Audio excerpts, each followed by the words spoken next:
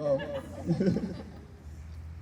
first and foremost, I want to recognize why we are all here gathered in this moment and recognize the life that was lost with George Floyd on May 25th and all the lives that are lost throughout dealing with police brutality. And when I was thinking about what I'm going to say and how I'm going to address you guys here today, I wasn't really sure how to start. So I decided to start with a story.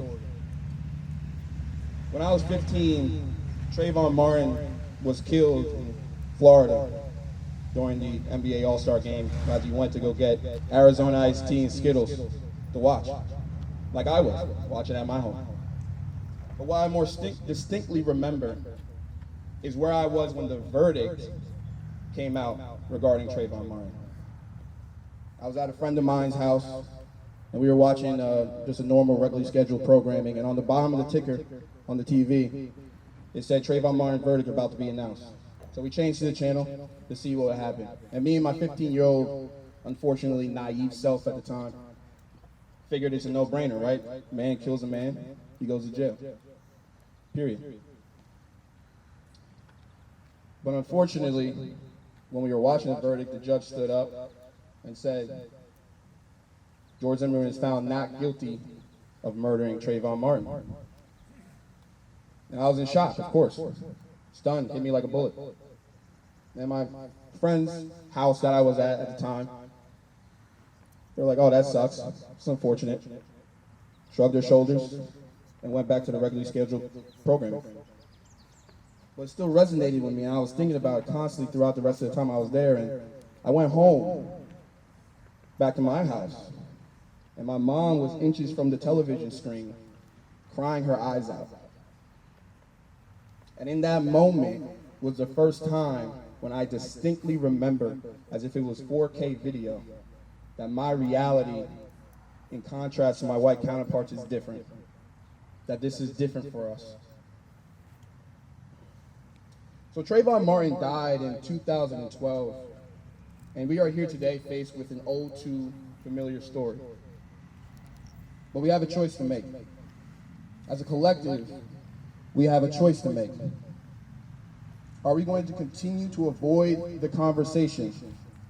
Or are we going to continue to allow our neighbors, parents, brothers, sisters say racist things and shrug our shoulders? Are we going to continue to allow bad apples to deface our nation, divide us, and take us away from the real issue at hand? That our creed, liberty, and justice has never been for all? Or are we going to make a change?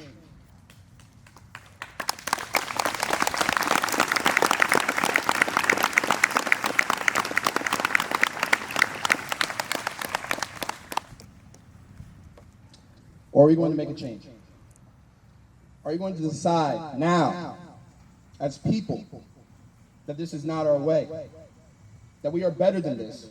That our families, our communities, our country is better than this?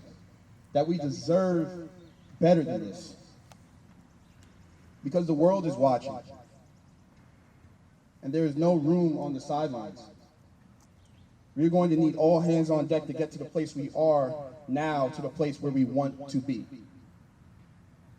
We're going to need police to hold one another accountable in their ranks and in their communities, to know personally, to the best of their abilities, the people they are sworn to serve and protect.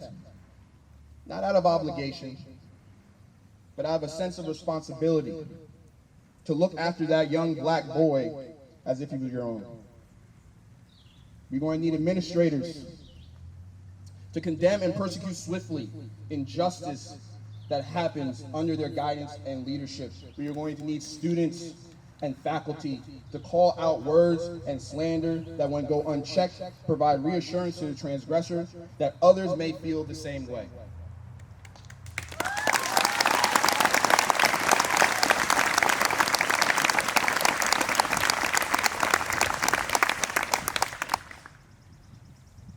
That is not what we should ask. That is what we should demand. If not for ourselves, than for a child who is now without a father, for a mother who is without a daughter, a son, for the lives of those that have been snatched before the primes of their life and theft, dismantled our bodies as if they were purposed later for fodder. If not now, when? And if not you, who?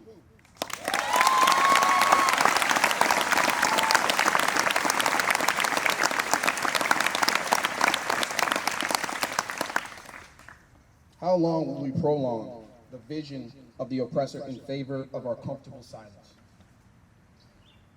Now is not the time to cower. It is not the time to stay silent. It is the time to tell our families, our children, our world, that words and actions and ideologies of white supremacy have no place in our today and no place in our collective tomorrows.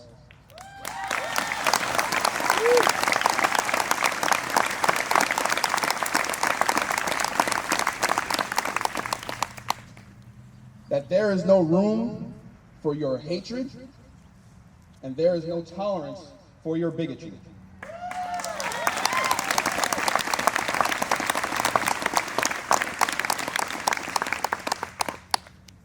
Because when the war is over and the long fight is won, let not you be confronted with the question, did I do my part? And be paralyzed with your shameful realizations.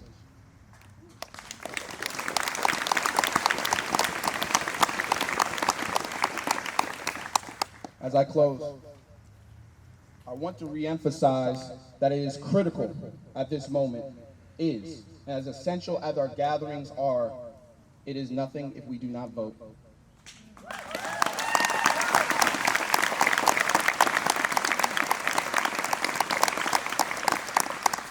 We must vote at the national level. We must vote at the state level. We must vote at our local level. We must vote in the rain, in the sleet, in the snow. We must vote in the sunshine and in the wind. We must vote.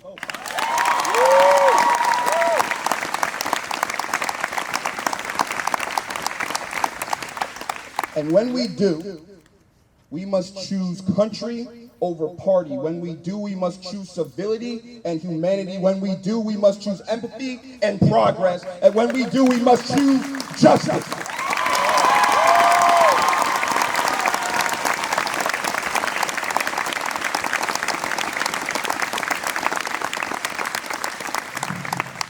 Because to live free comes with responsibility. And to shirk our duty too often results in deadly consequences. For when they open the history books and they read on this moment, my question is clear. What side of the page do you want to be on? Thank you.